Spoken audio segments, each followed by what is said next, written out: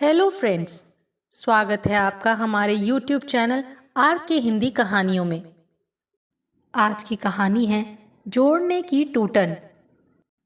आज पप्पू लौटे तो उससे आरक्षण के लिए कहूँ। आपको यहाँ कोई तकलीफ है अम्मा जी? पत्रिका पलटते हुए प्रमिला ने सिर उठाकर पूछा।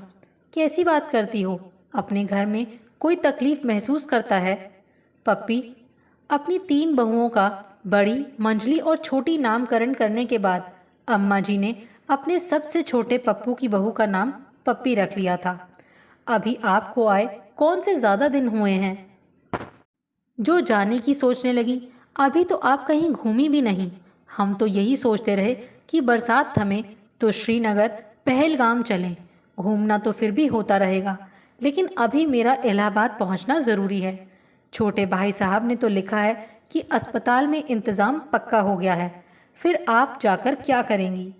तुम समझती नहीं, अस्पताल में तो बिना रोग के भी दाखिल होना पड़े तो बाकी लोगों की दौड़ ही दौड़ हो जाती है। और फिर ये तो अंधी खेती है, ठीक से निपट जाए तो कुछ भी नहीं, वैसे होने को 100 बवाल। सब ठीक ही होगा। आप बहुत ऊंच नीच सोचती रहती हैं। सोचना तो सभी कुछ पड़ता है। दशहरा कौन सा दूर है, फिर 20-25 दिन पहले तो पहुंचना ही चाहिए। सो तो ठीक है, लेकिन यहाँ अकेले मेरा मन घबराएगा। ये तो सुबह के गए शाम को भी देर से ही लौटते हैं। प्रमिला के चेहरे पर उद्विग्नता छा गई। बुरा क्या मुझे नहीं लगता, लेकिन सिर्फ अपने को देखकर दुनिया कहाँ चलती है बेटी। मन लगाने के 100 तरीके हैं। तुम किताब भी तो इसीलिए पढ़ती हो। दोपहर को पीछे के बरामदे में बैठी प्रमिला और उसकी सास में बातें हो रही थी। प्रमिला का पति प्रदीप सेना में अफसर था और 2 साल बाद उसे जम्मू में ऐसी नियुक्ति मिली थी जहां वो परिवार को अपने साथ रख सकता था।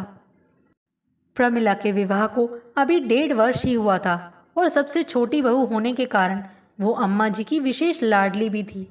अम्मा जी के रहने से उसे घर की चिंता भी नहीं रहती थी। उल्टे वो शाम होते ही उसे टोकने लगती। पप्पू आता होगा, तुम तैयार हो जाओ, कुछ देर दोनों घूम आना। प्रमिला को बड़ा आश्चर्य हुआ जब शाम को लौटने पर प्रदीप ने अम्मा जी की सीट आरक्षण की बात सुनकर जरा सा भी विरोध नहीं किया और तपाक से कह दिया, कल जिस दिन का भी आरक्षण हो सकेगा उसी दिन का करा दूंगा। रात में पति पत्नी में चर्चा चलने पर प्रदीप ने प्रमिला से कहा, तुम नई हो, अम्मा को नहीं जानती। अम्मा की प्राथमिकताएं बड़ी स्पष्ट रहती हैं। जहां वो अपनी ज़रूरत समझती हैं वहां वो ज़रूर पहुंचती हैं। आराम और तकलीफ उनके लिए निहायत छोटी बातें हैं। बाबूजी की मृत्यु के बाद अम्मा ने अपने बूते पर ही सारे परिवार को बांध रखा है। बड़े भैया पुलिस में हैं, उनको होली पर भी छुट्टी नहीं मिल सकती। इसीलिए होली पर सब भाइयों को बड़े भैया के पास पहुंचना पड़ता है, चाहे एक दिन को ही सही। तुम्हारा नया घर व्यवस्थित होना था, इसीलिए तुम्हारे पास आ गई। अब छोटी भाभी के पास उनका रहना ज़रूरी है तो इलाहाबाद जा रही हैं। तुमने शायद ध्यान दिया हो कि अभी 3 महीने पहले बड़े भैया भ्रमण के लिए दक्षिण गए थे।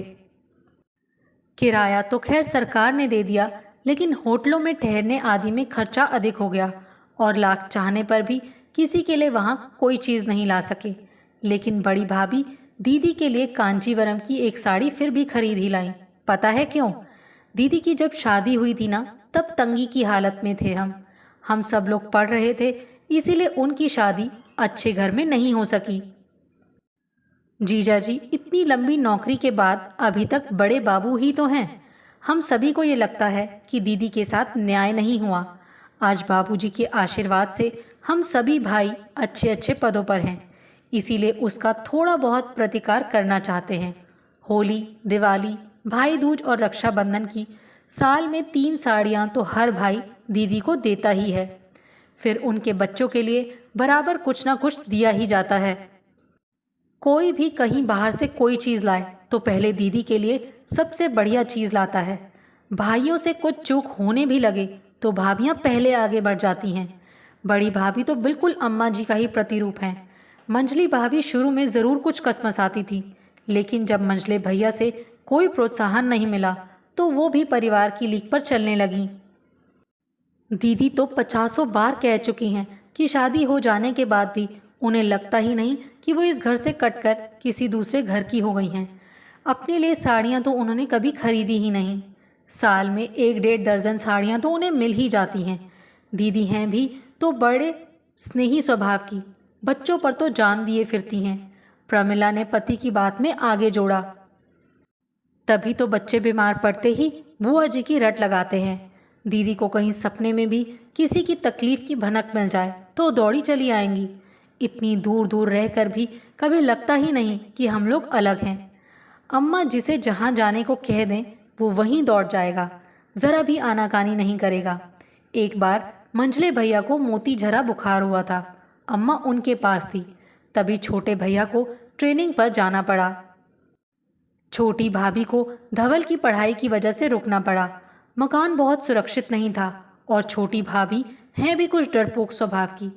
अम्मा वहाँ जा नहीं सकती थी। उन्होंने बड़ी भाभी को लिखा कि वो छोटी भाभी के पास जाकर रहें, क्योंकि उनके यहाँ तो पुलिस का पहरेदार रहता ही है और बड़े बच्चों को बड़े भैया पर छोड़ देने में कोई दिक्कत नहीं होगी। अतः बड़ी भाभी ना चाहते हुए भी छोटी भाभी के पास चली गईं। प्रदीप अपनी रॉ में न जाने क्या क्या कहता चला जा रहा था कि प्रमिला ने उनींदेपन से करवट बदलते हुए कहा, अब बहुत हो लिया परिवार पुराण, आखिर सोना है कि नहीं। अम्मा जी के इलाहाबाद जाने के 10 दिन बाद ही प्रदीप को तार मिला कि छोटी भाभी ने एक कन्या को जन्म दिया है और प्रसव में कोई दिक्कत भी नहीं हुई। इस खबर से दोनों ही निश्चिंत तो हुए, परंतु प्रमिला को नवजात शिशु के लिए नए डिज़ाइन के छोटे छोटे कपड़े सीने का शौक सवार हो गया। वो अनेक रंग बिरंगी पुस्तिकाएं और पत्रिकाएं उलटने पुलटने लगी। अभी इलाहाबाद जाने का कार्यक्रम बना भी नहीं था कि झांसी से सूचना मिली कि मंझले भैया प्रफुल्ल के लड़के मधुप का स्कूटर दुर्घटना में गंभीर चोटें आई हैं। प्रदीप और प्रमिला दोनों ही उसे देखने झांसी पहुंचे तो वहां अम्मा जी सदा की भांति सेवा में तत्पर थीं। देखते ही बोली, 1.25 महीना बीतने पर छोटी बहू की लड़की का नामकरण संस्कार करने की सोच ही रही थी कि यहाँ से फ़ोन आ गया कि मधुप के हाथ पैर स्कूटर दुर्घटना में टूट गए हैं। फौरन रात की गाड़ी से ही चलकर सुबह यहाँ पहुँची तो लड़का अस्पताल में कराह रहा था। वो तो खैर हुई कि जान बच गई। 2 जगह पैर की और 1 जगह हाथ की हड्डियाँ टूटी हैं। प्लास्टर चढ़ा है तो क्या, 6 हफ्ते से पहले थोड़े ही काटेंगे डॉक्टर। दम दिलासा चाहे जैसे दे लो। प्रमिला को ये देखकर कुछ विचित्र सा लगा कि मंजली भाभी तो आने जाने वाले मेहमानों और हितैषियों की खातिर खिदमत में अधिक लगी रहती और मधुप के पखाने पेशाब से लेकर उसे हिलाने डुलाने तथा चादर बदलने तक का सारा काम अम्मा जी करती। किस किस समय कौन कौन सी दवा दी जाती है, इसकी पूरी जानकारी भी घर भर में अम्मा जी को ही थी। मंझली भाभी तो अम्मा जी को सुबह शाम नहाने धोने की फुर्सत देने के लिए ही मधुप के पास बैठती और कुछ बातचीत करती। प्रदीप की छुट्टियां कम थीं। वो जब चलने लगा तो प्रमिला स्वयं ही बोली, सोचती हूँ इस बार दशहरा दिवाली के त्यौहार यहीं पर कर लूँ। अगर हो सके तो तुम दिवाली को चाहे 1 दिन को ही आ जाना। उस दिन तुम्हारे बिना मुझे बहुत बुरा लगेगा। लेकिन अंतिम वाक्य कहकर वो स्वयं ही लजा गई। प्रदीप दाएं हाथ से उसे अपने नज़दीक करता हुआ बोला, खरबूजे को देखकर खरबूजा रंग पकड़ता है, अब आना तो पड़ेगा ही। और प्रमिला गुलाबी गुलाबी हो गई। 1.5 महीने के बाद मधुप का प्लास्टर तो कट गया, लेकिन ना तो पैर और ना ही हाथ पूरी तरह सीधा हो पाता था। डॉक्टरों ने बताया कि हड्डियां तो ठीक से जुड़ गई हैं, लेकिन इतने समय एक ही जगह बंधे रहने से मांसपेशियां कड़ी पड़ गई हैं, जिन्हें नरम करने के लिए दिन में 3-4 बार नमक मिले गर्म पानी से सिकाई करनी होगी और सिकाई के बाद हल्की हल्की मालिश करने के लिए क्रीम भी बता दी। अम्मा जी नियमित रूप से मधुप के हाथों पैरों की सिकाई करती और बड़े हल्के हाथ से क्रीम भी लगा देती। वो भी और किसी के हाथ से क्रीम नहीं लगवाता था। हर किसी के हाथ से उसे दर्द होता था। हर बार दादी को ही पुकारता था।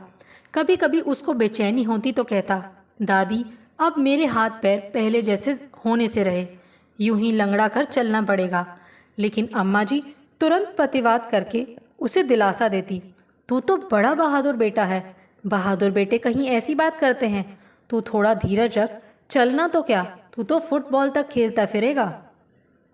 इस घटना को बीते सालों हो गए हैं। मधुप आज भी कहता है कि वो अपनी दादी के सतत परिश्रम से ही चलने फिरने योग्य बन सका है। गर्मियों में सविता दीदी की सबसे बड़ी लड़की मंजुला की शादी निश्चित हो गई। लड़का भी अच्छा ही मिल गया। वो तेल तथा प्राकृतिक गैस आयोग में किसी अच्छे पद पर था। ये रिश्ता तय होने से परिवार में सभी को बड़ी प्रसन्नता हुई। शादी में कौन कौन जाएगा और भात में क्या क्या देना होगा, ये सभी अम्मा जी ने चुटकी बजाते तय कर दिया। प्रदीप पहले से ही काफ़ी छुट्टियां ले चुका है, इसीलिए उसे तो छुट्टी मिलने से रही। मंझले प्रफुल्ल झांसी में हैं। वो भात के लिए चंदेरी से साड़ियाँ लाए। मर्दाने कपड़ों की व्यवस्था बड़े प्रसून करेंगे। प्रभात और उसकी बहू शादी में भात लेकर जाएंगे, इसीलिए वहाँ टीका व नज़र न्यौछावर करने में जो नकद खर्च करना होगा उसे वो करेंगे। शादी के लिए अपनी फौजी कैंटीन से सामान जुटाने का जिम्मा प्रदीप का रहेगा। अम्मा जी ने ऐसा ही तय किया और फिर ऐसा ही हुआ। इसी कारण इस शादी की चर्चा रिश्तेदारों में बहुत दिनों तक होती रही। मंजुला के विवाह का उल्लास अभी पूरा परिवार पर छाया ही था कि क्रूर काल ने बाज की तरह एक झपट्टा मारा और मंजुला के पिता हेमंत बिना किसी लंबी बीमारी के एक ही दौरे में चल बसे। सारा परिवार सन्न रह गया। सविता दीदी के वैधव्य को लेकर सभी मर्माहत थे। सविता दीदी के बड़े लड़के विशाल ने एमए की परीक्षा दी थी। छोटा तुषार तो अभी बीए में ही पहुंचा था। पीड़ित परिवार की सहायता के लिए हेमंत के प्रतिष्ठान ने विशाल को क्लर्क की नौकरी देने की पेशकश की, परंतु बड़े भैया प्रसून इसके लिए तैयार नहीं हुए। उन्होंने कहा, अगर अभी से क्लर्की का पल्लू पकड़ लिया तो जिंदगी भर क्लर्क ही बना रहेगा। इससे अच्छा है कि विशाल मेरे पास रहकर एमबीए करे, उसके बाद उसे कोई ना कोई अच्छी नौकरी अवश्य मिल जाएगी। इसके बाद सविता दीदी भी अधिकांश समय प्रसून के पास ही रहती। यद्यपि अन्य भाइयों का भी प्रबल आग्रह रहता कि सविता दीदी कुछ समय उनके पास ही रहें। पिता के देहावसान ने विशाल को और अधिक परिश्रम करने को प्रेरित किया और वो एमबीए की परीक्षा में अच्छे अंकों से उत्तीर्ण हुआ। इसके फलस्वरूप उसे एक अच्छी कंपनी में प्रशासनिक अधिकारी के रूप में आसानी से नौकरी मिल गई। तुषार भी इस बीच एमए में आ गया था, लेकिन उस पर सरकारी नौकरियों का मोह सवार था और वो अभी से प्रतियोगी परीक्षाओं के लिए तैयारी करने लगा था। बिरादरी और परिचितों में इस परिवार को बड़ी ईर्ष्या किंतु सम्मान से देखा जाता था। कुछ लोग चिढ़कर कहते, जब तक सब भाइयों में सुमति है तभी तक का खेल है, वरना बड़े बड़े परिवारों को भी टूटने में क्या देर लगी। इस तरह की अनेक बातें अम्मा जी के कानों में भी पहुंचती, परंतु वो बड़ी शांति से कहती, संयुक्त परिवार तो तभी चलता है जब परिवार का प्रत्येक सदस्य उसकी उन्नति के लिए भरपूर सहयोग दे और अपने निजी स्वार्थ को अधिक महत्व न दे। आपसी नोच खसोट और छीना झपटी शुरू होते ही संयुक्त परिवार बिखर जाता है। हेमंत की मृत्यु के बाद अम्मा जी काफ़ी चुप रहने लगी थी, परंतु अपने काम में उन्होंने कोई शिथिलता नहीं आने दी थी। अभी भी वो पहले की तरह जहाँ तहाँ पहुँचती रहती थी। प्रसून के हर्निया के ऑपरेशन के सिलसिले में वो उसके पास आई हुई थी। ऑपरेशन ठीक से हो गया था और प्रसून अस्पताल से घर आ चुका था, लेकिन इस बार अम्मा जी की तबीयत कुछ डगमगा गई थी। पड़ोस की एक महिला उनसे मिलने आई तो बोली, बहन जी, मैं तो आपको 1 साल के बाद देख रही हूँ। अब आप काफ़ी टूटी हुई सी लगती हैं। अम्मा जी कुछ देर तो चुप रहीं, फिर कुछ सोचती हुई बोली, बहन जी, औरत हर बच्चे को जन्म देने में टूटती है, लेकिन स्त्री पुरुष के संबंधों की कंक्रीट से जुड़ाई बच्चों से ही होती है। वैसे ही परिवार को जोड़े रखने में भी इंसान को कहीं ना कहीं टूटना पड़ता है, लेकिन इस जोड़ने की टूटन की पीड़ा बड़ी मीठी मीठी होती है, बिल्कुल प्रसव वेदना की तरह। आपको हमारी ये कहानी कैसी लगी, प्लीज़ कमेंट करके ज़रूर बताइए। अगर आप इस चैनल पर नए हैं तो इसे सब्सक्राइब करें और शेयर करें। Thank you.